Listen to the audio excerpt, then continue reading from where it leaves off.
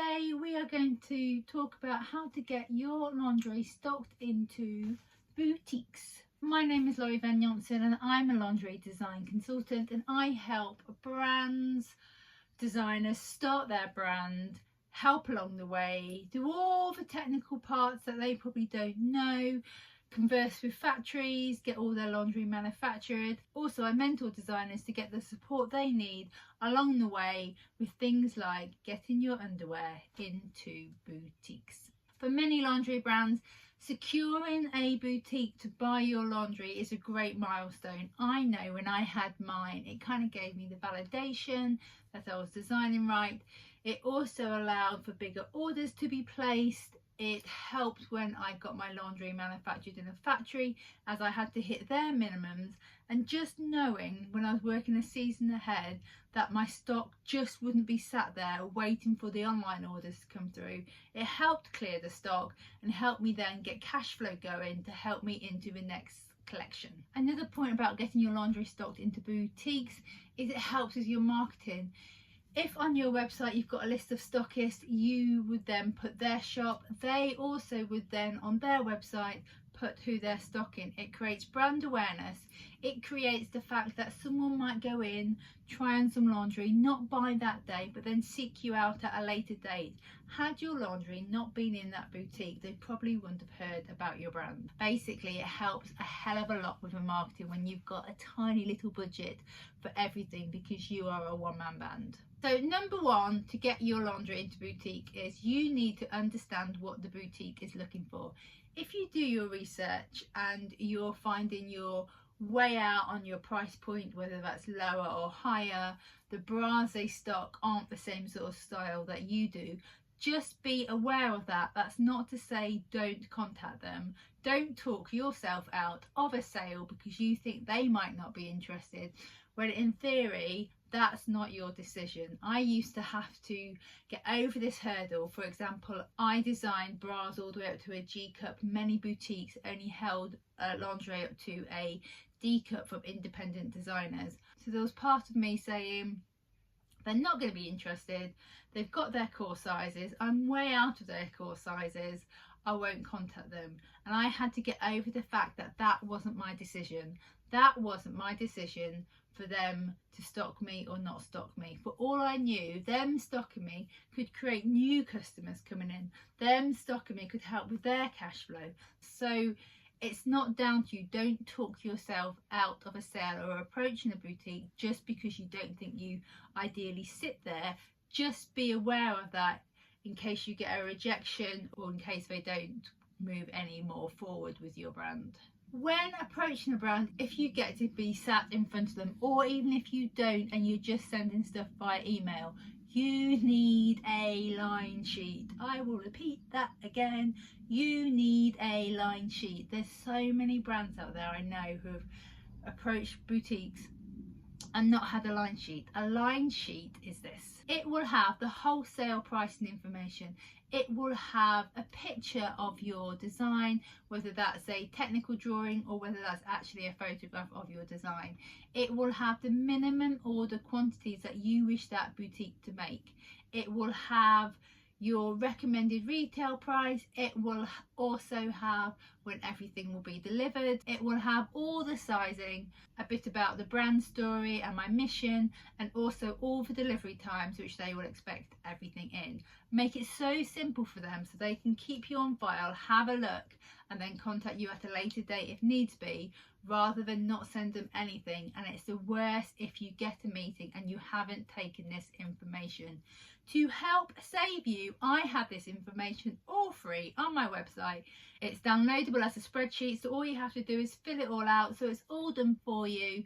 It's all free. Please head to my website, and there are other technical forms that you may need along the way, including things with factories and everything. So please do take a look, and everything like that is free on there, so you don't have to spend your time worried about it or working what to put on it. Build a brand that is memorable. This is your story. Price point alone won't matter. You think of the brands that you know, the independent brands. I bet you know the backstory. I bet that you resonate with them in some way. A customer needs that with your brand. My story always was, I was sat on a plane, I'm a 30E, I hated the fact that I had to take my bra on and off, on and off. It was too uncomfortable to sit on for like a 12-hour flight because I was traveling, and then I had to go clip it back on when I wanted to go to the toilet. There was no soft bras in cup sizes at that time, and anything I wanted in lingerie wise was usually beige, lots of embroidery, or things I thought my nana would wear. So I built a brand for small backs, big boobs, for girls that wanted no beige bras. Another important thing is get your product retail ready. That means your swing tickets, that means your sizing, that means any packaging you may have. That might mean all your care instructions in your lingerie. That means having everything ready so when it gets shipped, it's all ready to put on to the shop floor. That might mean hangers, that might not mean hangers. I didn't provide any hangers with mine. I allowed the boutique to hang up how they wanted to on their hangers, but I had all the swing tickets, everything ready to go, so you're not left with sending everything and the owner of the boutique has to still do work to get it onto the shop floor. Start with independent boutiques. I know you think, I want to stock in insert big name of a shop. However, if you start with independent boutiques, you get feedback a lot quicker. When you ring up, you're often speaking to the owner of the boutique, and the owner of the boutique is the person that's going to be buying everything. You don't have as many barriers. You have the fact that they might place a small order, which helps you when you first begin to see how everything goes and to get rid of any bottlenecks. The worst thing you can do, and I speak by experience, is go into a big store and then with their up in the order, up in the order, up in the order, and you're making it all, you will not see the whole of autumn. I did not see the whole of autumn. I wouldn't change it because obviously I got the exposure, but just be aware there's so many more hurdles to get across for the bigger stores. They probably want a lower markup price. They probably want to be exclusive in some point. Going to boutiques just helps you build that relationships and gets you going. Avoid generic emails when you send emails out. Don't just blind CC everyone in. Research your boutique, state why you want to stock with them, state what you think it will sit alongside with. Make the boutique owner feel that you care about their shop, you know about their shop. That's why they should stock your brand. Focus on relationships, not just orders. This means if you don't get bought, if your brand doesn't get any sales, keep that boutique on a newsletter to just contact them every month to let them know what's going on. This allows them to see that you are still going. You're not a one-hit wonder. You're not launching with one range, one season, and then you're gone. You're continuing, and therefore that builds trust. Some boutiques won't buy on your first range. They want to buy on your second, so you can iron out anything that is wrong with fits or orders with everything, and it just builds the trust. Be prepared, insert sad face, for rejections.